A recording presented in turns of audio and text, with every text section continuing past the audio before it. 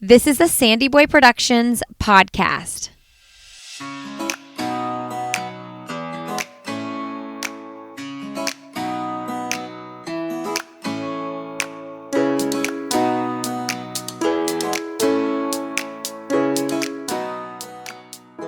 Hey everybody, welcome to Why Is Everyone Yelling with Lindsay Hine. I'm your host Lindsay and I'm so grateful you're here today. This is a podcast for parents or anybody helping raise kids. Hey, if you have been listening to this podcast and are enjoying it, please consider leaving us a quick rating and review on iTunes or wherever you're listening. Take just a minute today and do that. That would be a huge help in potential new listeners finding us. Okay, I have a great episode today. This is episode 38, and I'm talking with Kevin Wolma. Kevin recently retired. He's starting a new job, but he retired as the athletic director at Hudsonville High School, where he also has taught leadership classes. During his tenure in the district, he also taught physical education and health while coaching over 30 seasons of tennis, basketball, and golf. Kevin recently published the book, 30-Second Timeout, Navigating Through the Challenges of Youth Sports. Okay, and it's broken up into 30 little chapters that are so easy to read. I found myself reading 1, 2, 3 in the mornings, and it just took me about 2 weeks, really, to finish the book. And what I love about this book, okay, Kevin is a parent himself. He's been a coach and an athletic director, so he has seen all sides of youth and high school sports. And he has some really valuable information for parents for helping us navigate that and the way we can talk to our kids to help them have a positive experience. I was so excited about this conversation, and I hope you get as much out of it as I did from talking with Kevin and also from reading his book. Again, it's called 30-Second Timeout, and you can get that where books are sold. Okay, friends, enjoy my conversation with Kevin Wolma.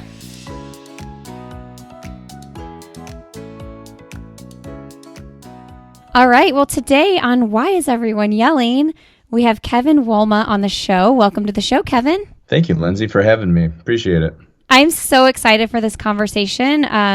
Athletics and sport is really something I'm super passionate about. And, you know, when I started this podcast, I knew that was one of the topics I'd want to cover. And so far, we've done a couple episodes on it, but never from the perspective of an athletic director. So I'm really excited about this. Well, thanks.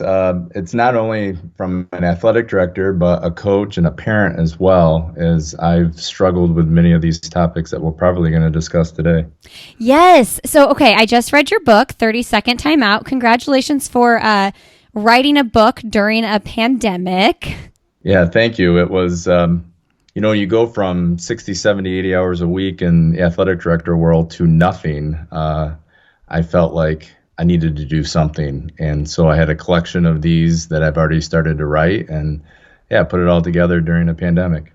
So were these blog posts, or where were you storing them? 10 years ago, I was afforded the opportunity to be the athletic director at Hudsonville High School. And at that same time, my twins were 9 years old.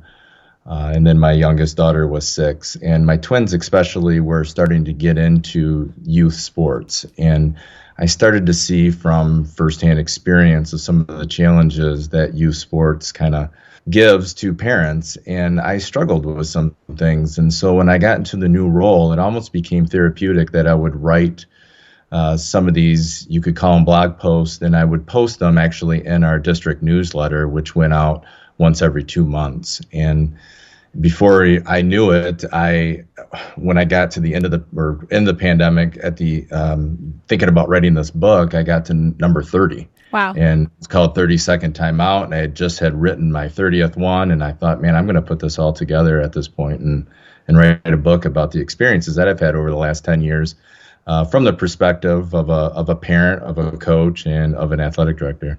Yeah, that's my favorite part, is that you've been in all three of those positions. And one of my very favorite parts of the book is when you talk about how parents can be supportive of the coaches, the officials, the athletic director, and not only their own students, but the team as a whole. So maybe we can start there, because I imagine most people that are listening are parents, most of who at some point have or will have children in athletics and sports. So can we just start talking about ways our role as a parent can support the whole, not just our kid, the whole of the programs? Yeah, I think it first starts with defining roles. And as a parent, their role is one of support for their child. They can't cross over that line to being a coach. They can't cross over the line to being an official, because when they do that, it just messes everything else up. And you get these mixed messages that are sent to your kids. And what we oftentimes don't realize as parents is what we do and how we act is going to be reflected in their actions.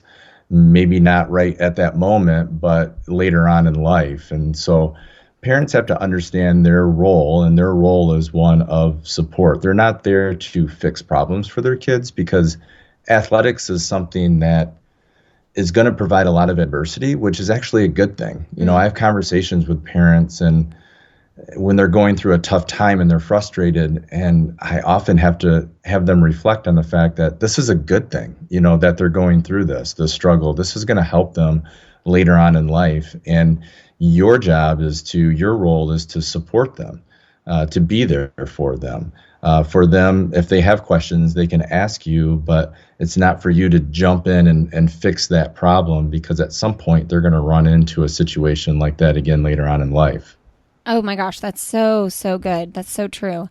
I'm like at the point, my oldest is 8, my youngest is 2. So we're 2, 4, 6, and 8 that's our kids' ages right now. And so I'm at the point where my oldest is like, you know, people are doing lots of sports. Like the soccer stuff is getting more like kids his age are doing travel sports and things like that. And I've always been of the mindset, like, I am not, for as long as I can, I am not going to just be a taxi cab and drive my kids around at a really young age. But at some point, you do get to the point where you want your kids to try all the sports and find what they're passionate about. So I'm super curious, as a parent who's been there, as someone who's coached for a lot of years, like, is there a way to strike a balance? Yes, and I think you kind of hit on it as you were talking there. The first thing is to expose your child to as many different things as you can. What we often do is we expose our children to the things that we did and that we had liked to do and where our passions were at. And we forget that there's a whole lot of other things that are out there for them to experience. And I think you can do that without being in a car and traveling them around all over the place. And so that's the first thing is, I wrote a chapter in the book is when the door closes, another one opens. And I truly do believe that. And I would never want an 8-year-old to say all they're going to do is play soccer, because what happens, number one, they could get burned out. Number two, maybe they're not good enough to make a team when they get in high school. So what else do you have for them to be able to do? My kids, and this is where I struggled especially my son, when he was 8 years old, he was asked to be on a travel baseball team. And I felt like, my goodness, we just got done with like coach pitch, and T-ball was just a few years ago. And now we're going to be doing this travel thing. And you felt this pressure of like this hierarchy of, my kid's got to do it if he's going to end up playing in high school, or if he's going to get into college, whatever the case might be.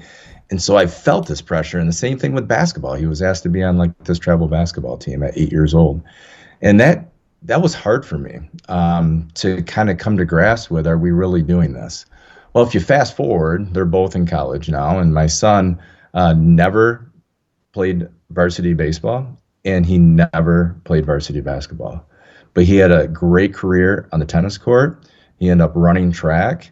And the kid loves to hunt and fish. And that didn't come from me. I mean, the hunting and fishing, the outdoors stuff wasn't from me. He got that from a friend of his and his dad, who kind of introduced it to him.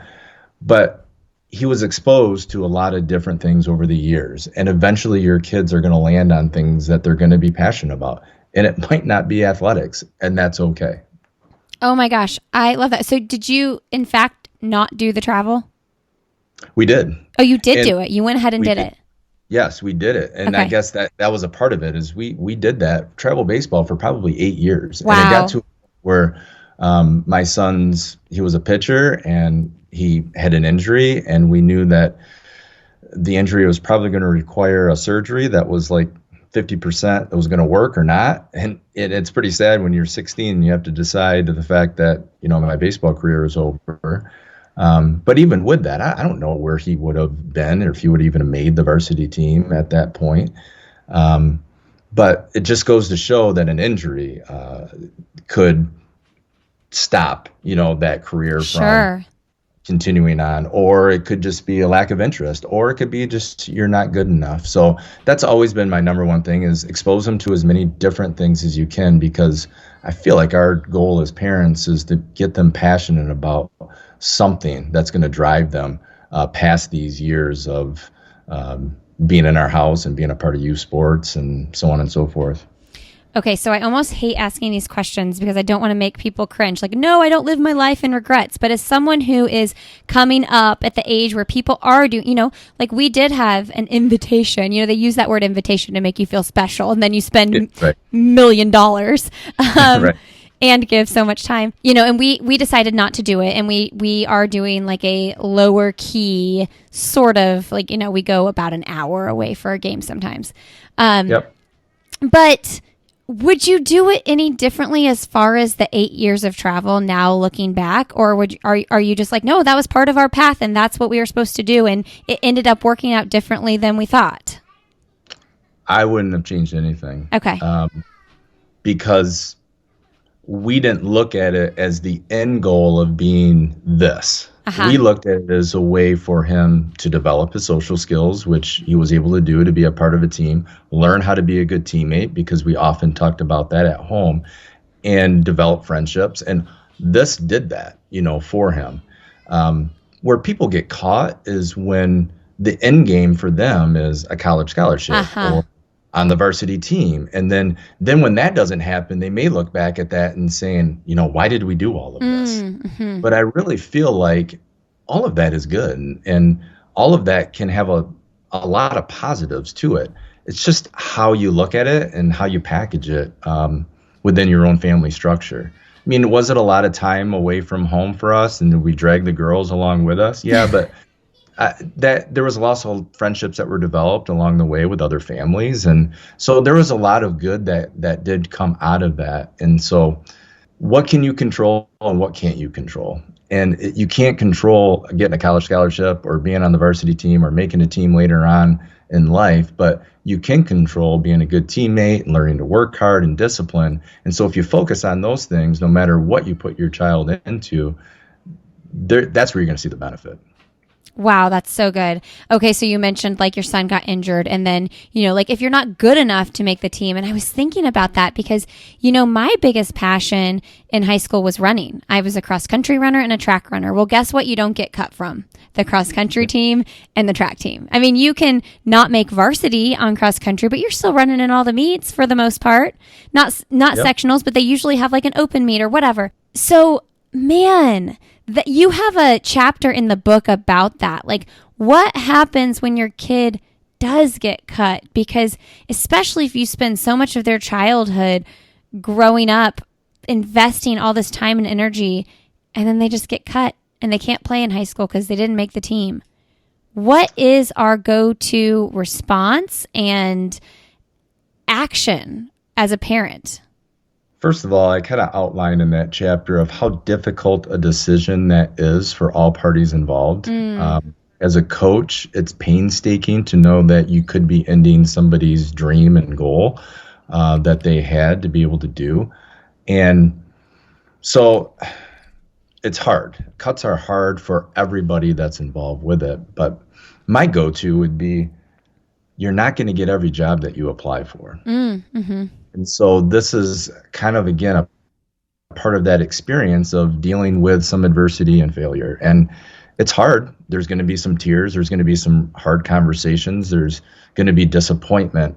But what can drive people to be successful the next time is understanding that everybody's going to fail at some point and everybody's going to fall short of something, but you got to get yourself back up. You got to dust yourself off and you got to keep moving forward. And also the understanding that it kind of leads into that other chapter of when one door closes, another one opens. yeah, this one may have closed for you, but what else is out there? When my son couldn't play baseball anymore, he did run track. And it was a great experience for him. And it's something that he never did or even trained to do, and decided to go out his junior year and had some success. And so you never know. And sometimes getting cut could be a blessing. It doesn't seem like it at the time, but you'll never know what it could lead to.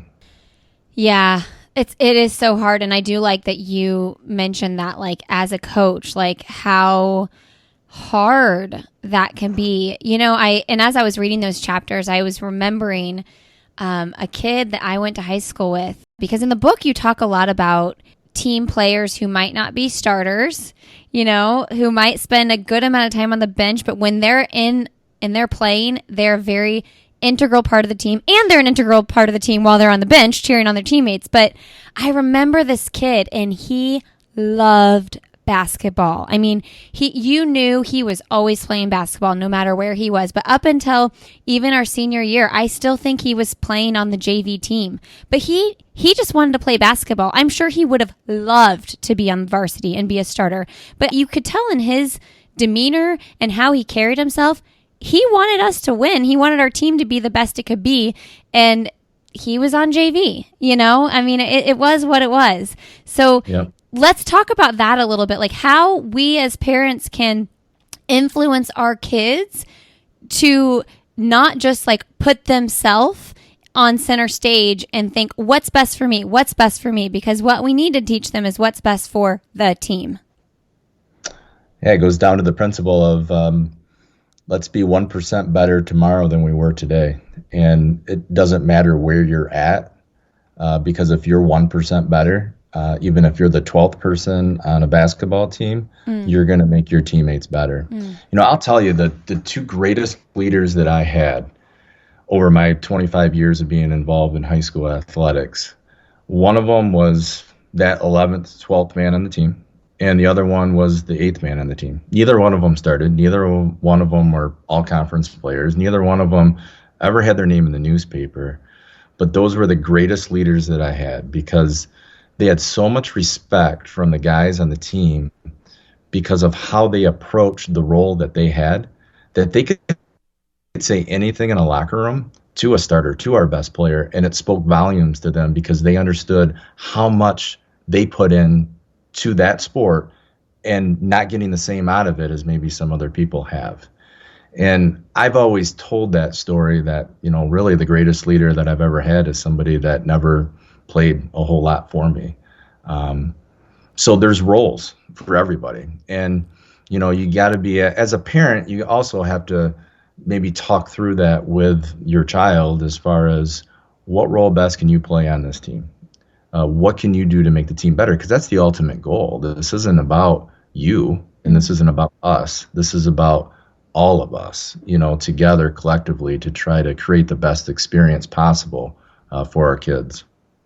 Yeah, and somehow, I don't know if it's always been like this or if it's heightened now, but like it seems that our culture has turned to like parents focusing on their child. And I think, it takes a book like you wrote and an athletic director who is sharing these stories that you're sharing to say, hey, no, like this isn't just about your child, but we're so self-focused. And do you think, has that changed over the years? Have you always seen it? No, it's definitely changed. I mean, there's always kind of been there, but social media has just created so much more of this me mentality, because what do you see when you go on there? Parents will talk about, hey, my kid took first place in this tournament this weekend. My kid scored 30 points in this game. My kid did this. My kid did that. And it's like, how did the team do? Yeah. So I think a lot of this mentality has probably come from social media. Feels good to put it out there that my kid did great, But I often give that warning symbol of what happens when your kid doesn't play well. And if your kid's on social media or on Twitter and whatever, and they're seeing their parents are talking about them in this light, it's like, well, when I don't play well, is my acceptance or love in my family based on my performance that night or that day? So it can be a really dangerous thing as far as the messages that you're sending. on social media in that aspect. And so I think a lot of social media has probably increased maybe that self-centered. It sounds harsh, but that's kind of where it's at right now in some cases. Well, and I have very seldom, because again, we haven't like ventured into too intense of sports yet, but I have witnessed actually coaches and parents like being mouthy to the other team and the officials and stuff, and I'm like, what is this? How has this happened? It doesn't seem right. And so for that to change, we need parents to be on the other side of that. And is there a way that we can help change the culture if we're seeing that arise? Yeah, I had a parent, a soccer parent, and we had some parents in our soccer program that were loud towards the officials quite often.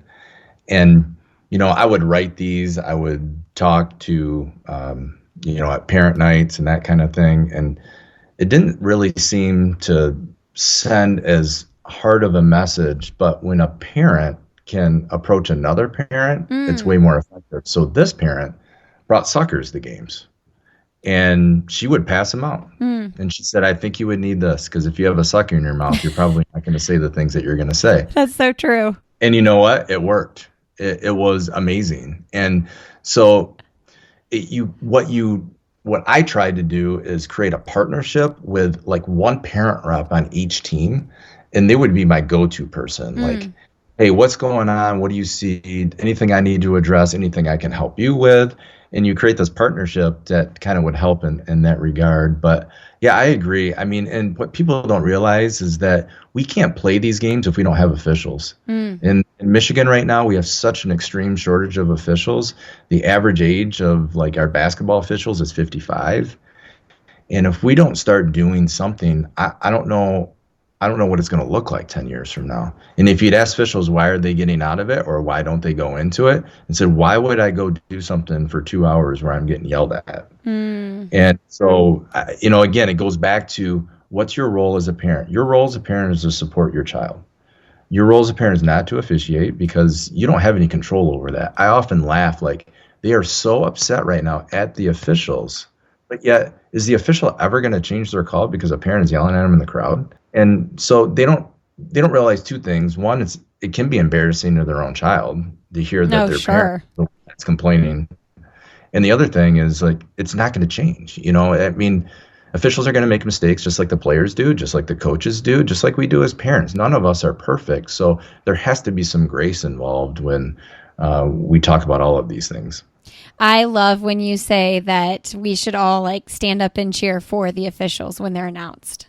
Yeah, we started this year actually during COVID, where we would announce each of the officials at the game, and I would have this paragraph that would, just state how much we appreciate them being there, and the audience or the crowd would clap for them before the game even started.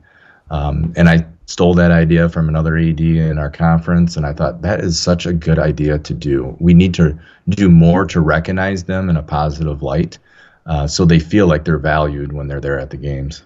Yes, it's definitely an overlooked thing, and I think everybody should read your book, because I think that little points like that, I mean, I would never boo an official, but I've never thought to like go the extra mile and like cheer for them when they're announced. And like, who doesn't feel good if that happens to them? They feel supported, and then that makes them want to do their job even better. Yes, 100%. And what people don't realize is there's very few, especially at the high school and youth level, these officials that's not their full-time job. They're doing it as a second job, a second career. But what people don't understand is how passionate they are. I mean, these are probably sports that they have played in the past. They just want to get back to the sport that maybe they played. And I really, for me, transitioning from a coach to an athletic director was eye-opening, because of the fact that I got to know these officials at a different level. I'd welcome into games. I'd be in the locker room with them at halftime. I'd talk to them, and I would see firsthand of how much they care. I mean, they really do care. I've had officials say, hey, do you have a monitor inside of your locker room? Because we want to look at a little film before we start tonight because there was something that happened in the last game that we just want to make sure we get right so it doesn't happen again. I mean, I get that kind of stuff all the time.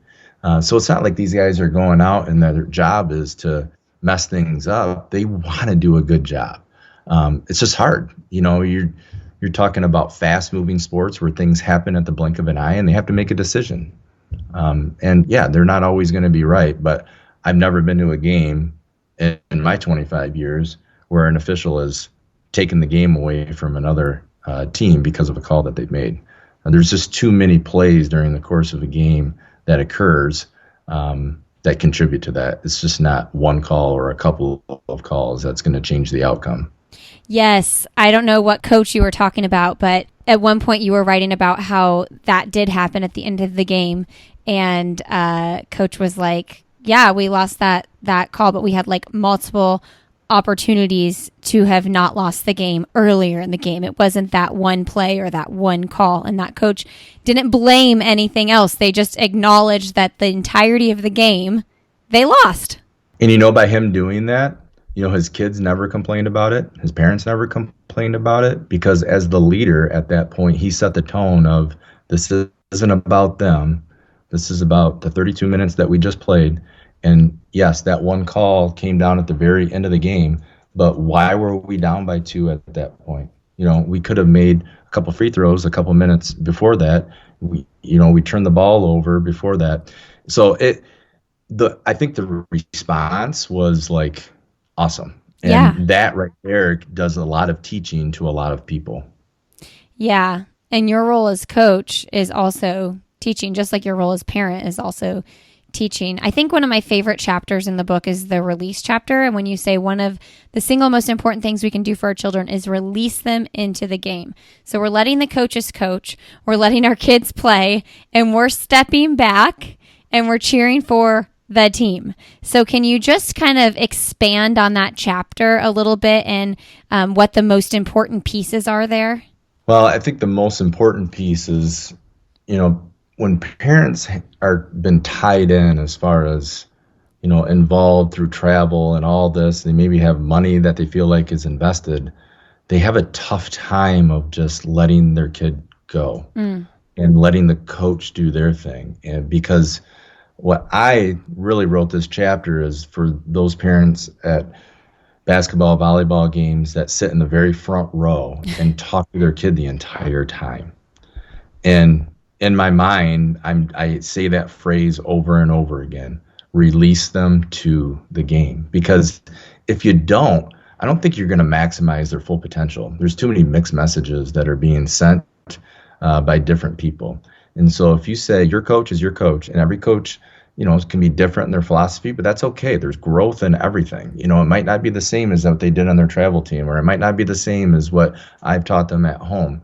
But release them to the game just means for them to experience it on their own.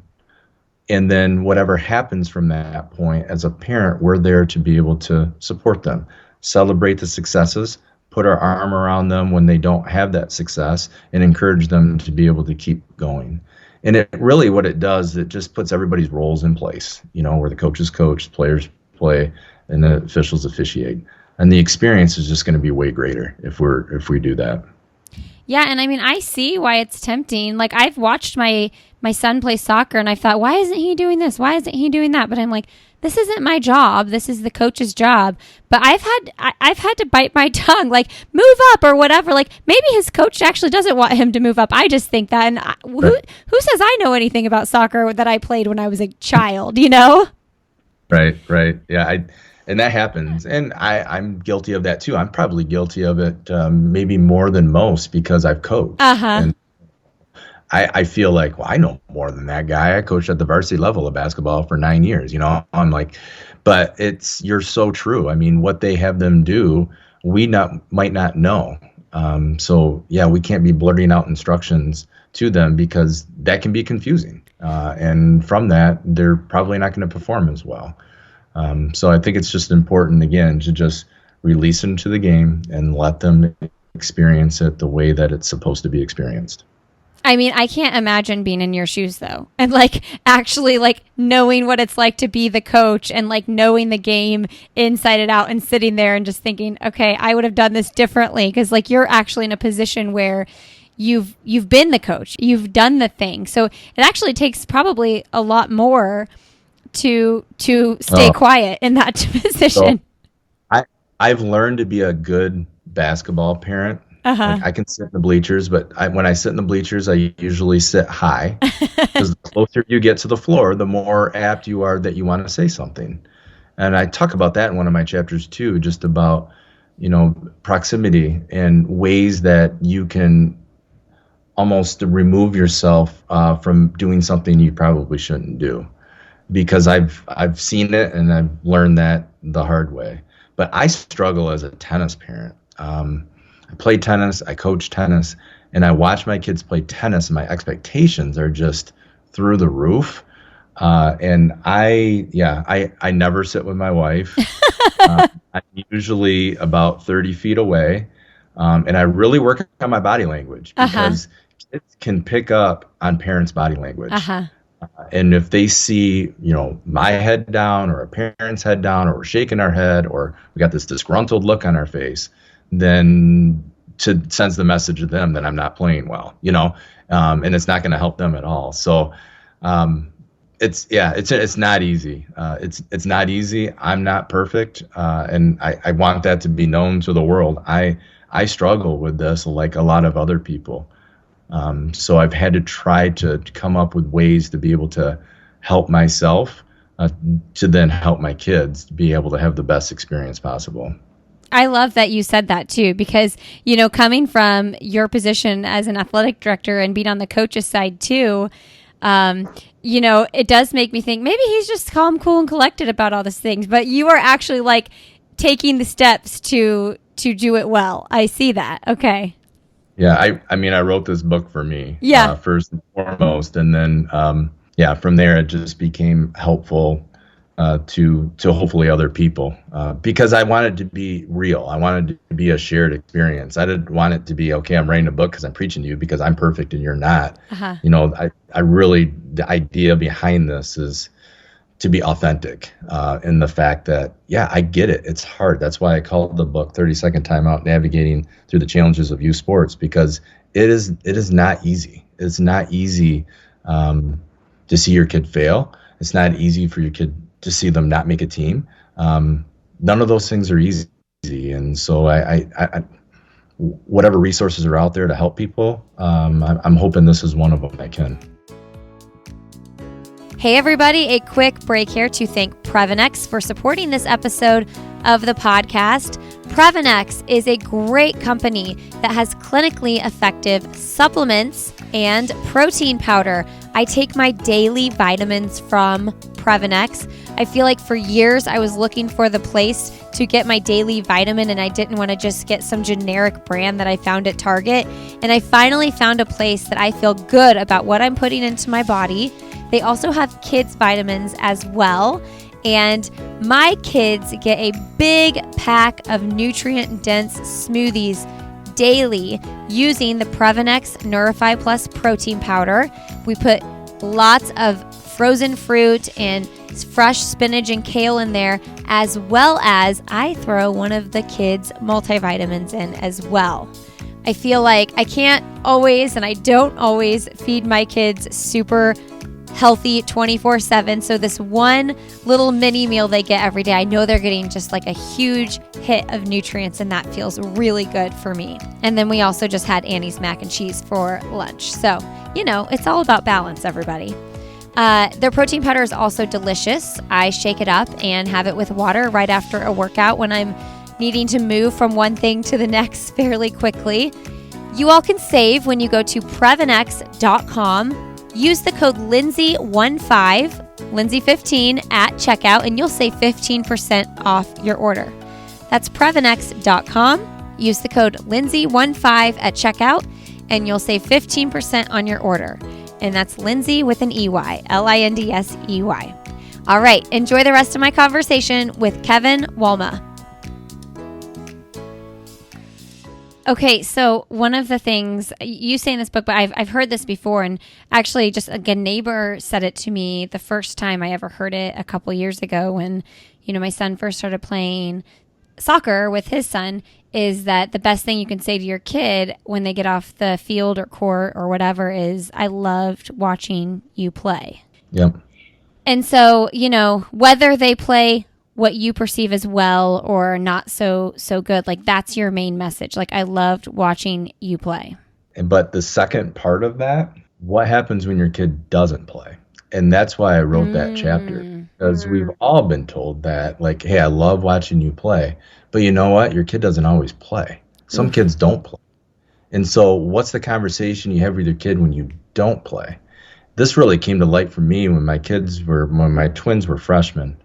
And they both play basketball, and in Michigan, that's in the same season. So boys and girls play both in the winter.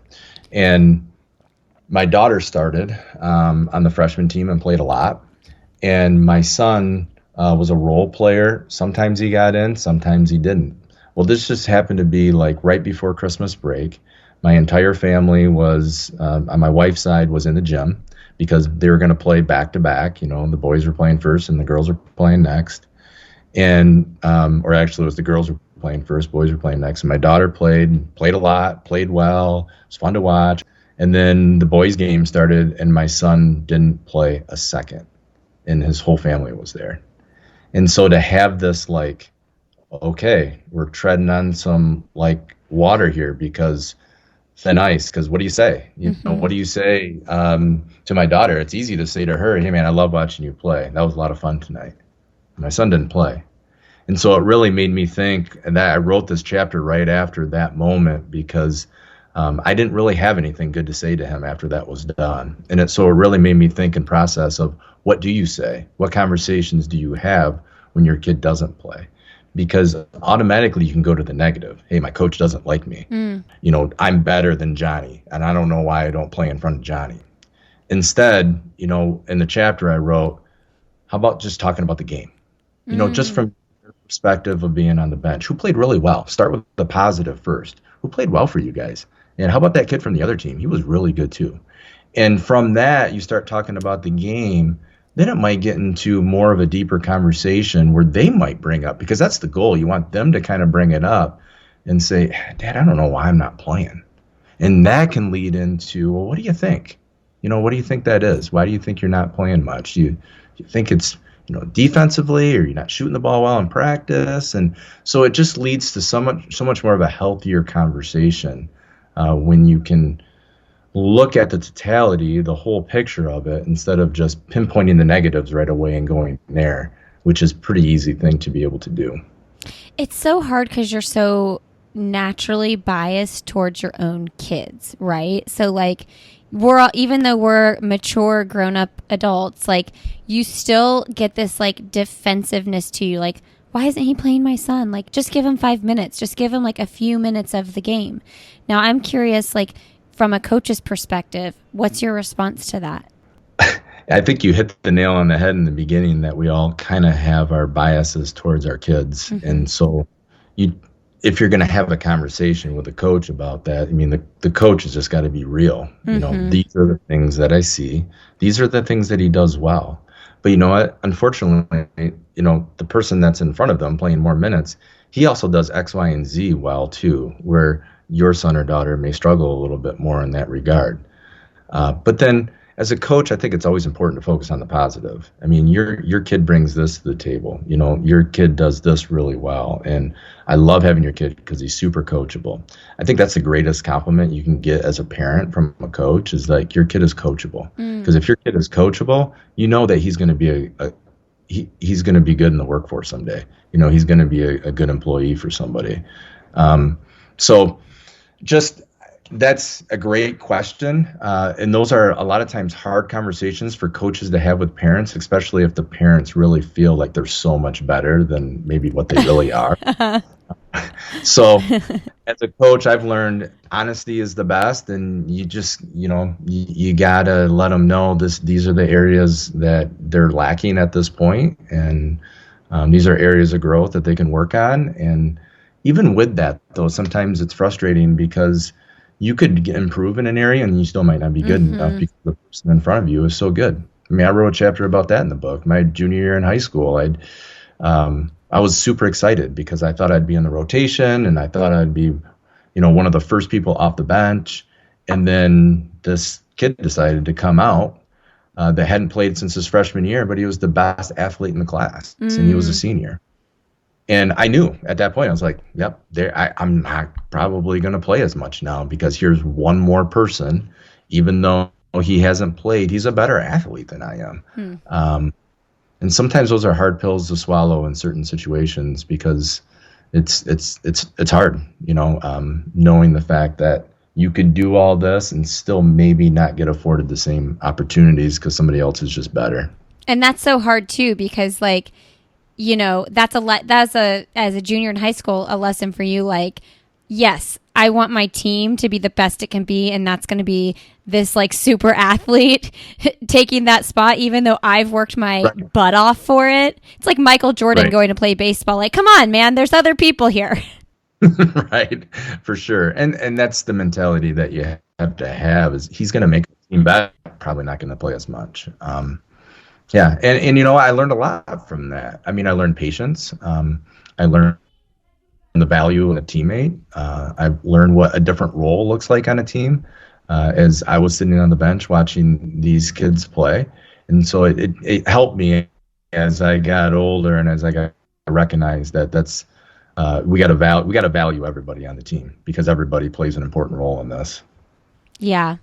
Okay. Before we wrap up, I'm curious, what are some ways that you think we as parents can instill hardworking attitudes in our kids when it comes to athletics? And I'm not just saying athletics, like you said, your son likes to fish and hunt and things like that, but just how do we raise hard workers? I know that's kind of a broad question, but that's something I really want to instill in my kids. Like, it's important to have fun, and it's also important to work hard.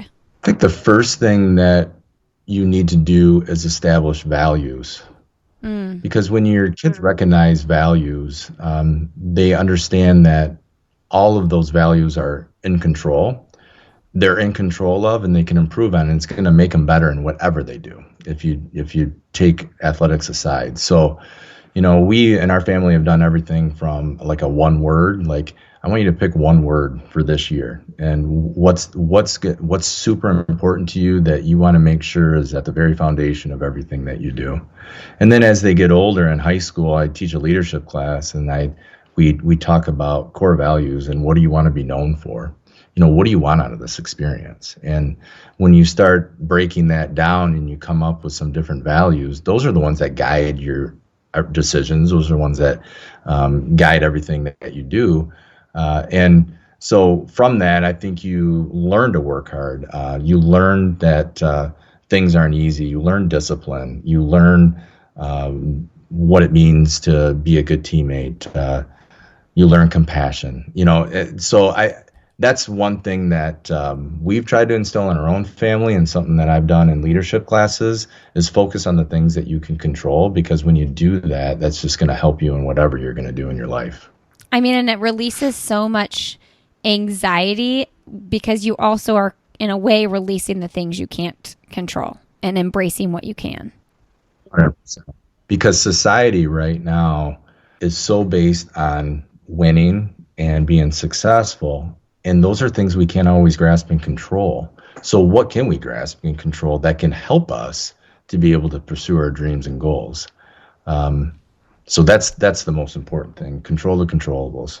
It's always fun for me to talk to a parent who's steps, you're pretty big, giant steps ahead of me in the grand scheme of this, right? My youngest is 2, my oldest is 8. And I know it goes by fast. That's everybody's telling you that. The old ladies at the grocery store always telling you that. And you want to just hold on to it as hard as you can. But that doesn't mean the moments aren't hard. And I'm just curious, now that your kids, are they all graduated? Nope, I got one left that is going to be a junior in high school. But yeah, the other 2 are in college right now. Okay. So you're kind of in a reflection period, I'm sure. What's your big, broad advice for, someone in my shoes that's just those big steps behind you, but also right behind you at the same time? Yeah, it does go fast, a lot faster than what you think it will go. And you just don't want to have any regrets when you get to the end of it and wish that I would have done this or I wouldn't have said that, or that's been the biggest thing, because this experience that they have is pretty short-lived, and it is so incredibly important as far as shaping them for the rest of their lives. The last chapter I wrote was called "It's Over," and it became really difficult for me as a parent when the door was shut, like right now because of COVID. When things shut down on March 13, my kids, Jordan, my son, lost his track season. Kayla, my daughter, lost her tennis season. It was over. At that point, the last time that I was able to watch them compete was in the fall. I never thought that when my son lost his last tennis match, that would be the last time that I would see him compete. And for my daughter, it was the spring before, because she didn't play anything in her junior year outside of tennis. And so we cannot take this for granted. I mean, these opportunities that are afforded us, we got to make the most of it for ourselves and for our kids, because athletics and being involved in extracurricular things, it could be band, it could be the fine arts or whatever, may not last forever, but the lessons that can be learned from it are going to last forever. And so we got to do our best to create the most positive experience for our kids as possible, because it does go by fast, and you never know when that rug is going to be taken underneath you. I never in my life thought that sports would be shut down. Like you would just think like sports is always going to carry on, right? And it happened, and it could happen again. And so don't take anything for granted, as a parent or if you're a student athlete. I mean, yeah, talk about a jolt to the system. Like, athletics closed down, and people like me have their kids in sports here and there, but like you're an athletic director. Like this is your world, and your kids are in sports. So it's like, whoa, I can't imagine how much of a shock that must have been. Now, I know you just retired from your athletic director position, but you're still, I'm assuming, pretty young. So I'm curious, what's next for you? Yeah, it's been an incredible journey. The last 25 years has shaped and grown me like I can't even imagine. And I'm so thankful for Hudsonville Public Schools to afford me the opportunity to hire me as a teacher and trust me as a coach, and then provide me the opportunity to be athletic director. I just took a job at Hope College, small Christian liberal arts school in Holland, Michigan here, which has a tremendous culture. It's built on transformation, which is something that we tried to do at Hudsonville for 25 years, is make everything a transformational experience. And I was once told by some wise people that retired before me that in education, you're equipped with some skills and you can do a lot of different things. And this is something completely different. I'm not involved in athletics, but my main purpose was still to be able to have a connection with kids and hopefully make a difference. So I'm working in the admissions office at Hope College, actually starting on Monday. Wow, congratulations. Yeah, thank you. What made you want to shift? Were you just ready for a new chapter and ready to move on from the athletic director thing? It's a really hard question to answer, because I truly have loved it. It is all encompassing. It's very long hours.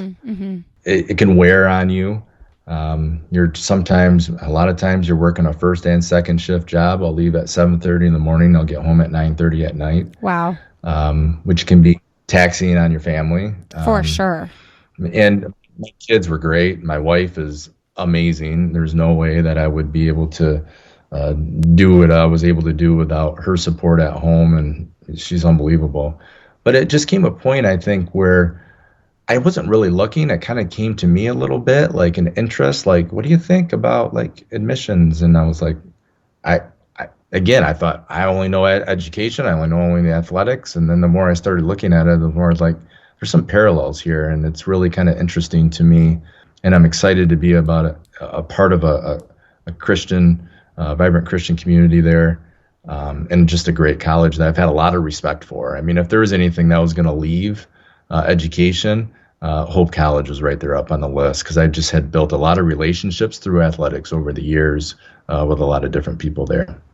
That's so great. It's kind of cool too. Like, it's like a second career. Like you kind of get to start fresh, and you had this like big chapter as the athletic director, and now you get to do something different and exciting, but still hold those experience at Hudsonville like so close, like so much meaning in both. Yeah. So cool. Yeah, for sure. 100%. Yeah. Okay, well, my next question, these are kind of into podcast questions, is I usually ask people, like, what's something professionally or personally you'd like to do that you haven't done yet? And you're kind of venturing into something new, but is there anything else that comes to mind?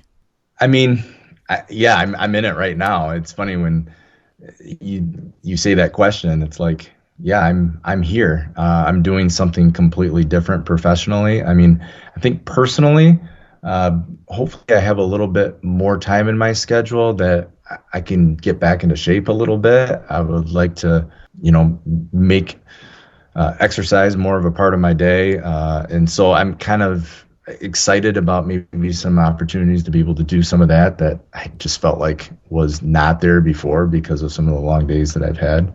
So that would probably be one area is maybe get a little bit more healthy would be a goal of mine too as I move forward here.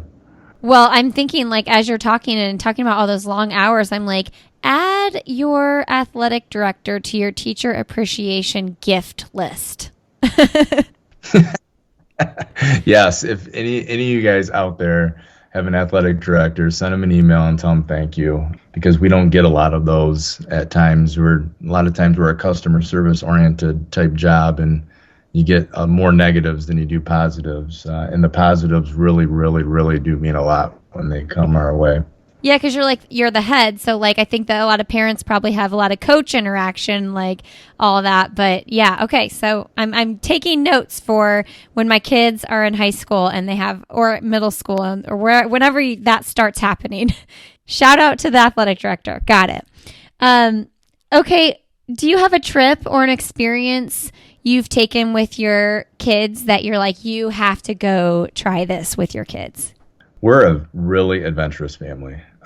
It's one of the ways that we've been able to connect with a job that can be all-encompassing at times. And so we've been everywhere from Alaska to the Tetons, the Yellowstone, to the Badlands, the Black Hills, to the Catalina foothills in Arizona, to the Smoky Mountains, to the Keys in Florida. But the one place, and it came as like a trip that we weren't planning. I mean, we basically planned it and went within 2 weeks. Wow. And we got in our car and we drove to Nova Scotia. And Nova Scotia is so cool. On the one side of Nova Scotia, on the west side, you have some of the biggest tides in the world right there. And so being able to kayak through some of those tides were just amazing. And then you get to Cape Breton and the Highlands on the other side of the island, and it's just amazingly beautiful with these coastal hikes that you have there. It remind me a little bit of California, but yet way more wooded. So it almost feels like Maine a little bit in that aspect, but 4,000 feet, above sea level. So very, very cool experience. And I'm so glad we took the opportunity to do that. Okay. This might sound like a silly question, but where is that? So Nova Scotia basically is one of the farthest provinces of Canada to the east. Okay. So you can either drive all the way through Canada, you can get it, go through Montreal, and you can go that way. And that's what we did on the way there. And then on the way home, we hit Maine. So Maine's not too far from Nova Scotia. Okay. I love that you did it on a whim. Like, that's my favorite kind of trip. Like, let's just do it. Let's just go. Is that in your personality or your wife's personality, or did it just randomly happen? No, we're kind of planners, but we were sitting around thinking we have to go on vacation this summer. What are we going to do? And we didn't want to fly anywhere necessarily because of the added costs. So we're like, where's a place you can drive? And I basically got a map out, and I was like, it's not a whole lot farther to Florida than it is to Nova Scotia. And I was like, let's do it. So we did it, and it was totally cool. Oh, that's so awesome. Okay. I'm going to compile a list of the coolest places people mention on the show, and that'll be definitely one of them. Okay. What's the best, most recent book you've read? Above the Line by Urban Meyer. I paused when I said that because as a Michigan Wolverine, you're not really ever supposed to read anything that comes out of Ohio State. Oh, yes. Yes. But that book is amazing. I've actually read it a couple times, and I reread it just recently because of the fact that in my leadership class, especially with COVID this year, I really felt like there's a principle that they talked about there, and it's a simple formula called E plus R equals O. E is the event, R is your response to the event, and O is the outcome because of your response to the event. And I just felt like that was such a huge leadership lesson, especially going through the last 16 months, because, people have been on one side or the other, and it just seems like there's been more animosity, negativity, maybe in the world. And I talk to my students a lot about, okay, we had an event, what's your response? And remember that whatever your response is to any event that you have is going to lead to that kind of an outcome. So a negative response is going to lead to a negative outcome. How can we have a positive response to some of these events that have happened? Because that can lead to a more positive outcome. And so that's the last book I read. There's just so many good leadership principles that are in there. And it's no wonder why Ohio State football is always one of the top 5 teams in the country, despite being a Michigan fan. I laughed heartily when you said that because we're from Indiana, but for some reason my husband is like a huge Michigan football fan. And so really the only reason I know about that rivalry is because he hates Michigan State. He hates Ohio State. And I never knew that. Yes. I'm like, why is this a thing? But I guess it's a thing, huh? Well, my secretary gave me the book for a Christmas gift a few years ago, and it literally took me 2 years to open it up. But you're glad you did. And I finally opened it. And I've opened it up and I was like, this is amazing. Like, there's so many good leadership principles in here. So do you think it's like a read that, like someone like me who maybe not be in that, who might not be in a field like that would still enjoy? Yeah. If you're ever looking at personal growth. Yeah. And when you look at leadership, leadership doesn't have to be a title, right? Leadership is about influence, and we all have the ability to influence in different ways. And I think the book addresses this. Does it chronicle through a season? Yes. And so is there some football jargon in there? Yes. But there's a lot of good things that anybody can take out of it for sure. Okay, I am getting my husband this book. Okay, for 2 reasons. One, I think it'll be funny because same reason you didn't want to read it. But he won't read. He hates reading books. He reads articles and all this stuff all day, but he doesn't read books. And he does have a team at work and he's into sports a lot. So I'm like, this sounds like the kind of book that could be something he would maybe open. And even if he doesn't like Ohio State, it sounds like this coach is someone that is a respectable guy. Yeah. Yeah. It's good stuff. Okay. Our last question here is, what is your final message that you want our audience to leave with today? I guess I'll leave it with a question, and that is, what do you want out of this experience? From everything that we've talked about so far today is, being a parent of a child in youth sports. And again, if it's not sports, maybe it's in fine arts, maybe it's in choir, maybe it's in the band, whatever the case might be. But what do you want out of your child's experience? And then I would also say, ask your child that same question, because it would be interesting to see, as they get older and for how you answer the question, if it's close to the same or if they're on different ends of the spectrum. Because I think so often we say, well, we want this. We want them to have a good experience. We want them to have fun. We want it to be positive. But yet in our mind, we're thinking we want them to be on this team. We want them to be able to play at the next level. And those are, again, mixed thoughts that are not going to come out maybe the way that you want it to when you have conversations with your child. So to be really reflective and honest with yourself as far as, what do you want out of this experience? What's the most important thing for you as a parent with your child going through this right now? That's wonderful. Thank you so much, Kevin. Thank you. I appreciate you having me on. All right, friends, thanks for being here today. Thank you, Kevin, for coming on the show. You all can learn more about what Kevin has to say in his book, 30-Second Timeout. I highly recommend checking it out. You can find this podcast on Instagram. We are Why Is Everyone Yelling over there. And we have a Facebook group as well. You can find me personally on Instagram. I am Lindsay Hine 626 over there. And we have several other podcasts in the Sandy Boy Productions podcast network, including 2 running-based podcasts, All Have Another and the Up and Running podcast, the Urban Pharmacy podcast, which is a holistic plant-based nutrition podcast. And we also have the Illuminate podcast, where we share stories of people doing really good work in the world. You can learn more when you go to sandyboyproductions.com. Okay, friends, if you want to connect with me personally as well, send me an email. I'm lindsay@sandyboyproductions.com. I'd love to hear from you. Have a great rest of your day, and we will see you next week on Why Is Everyone Yelling?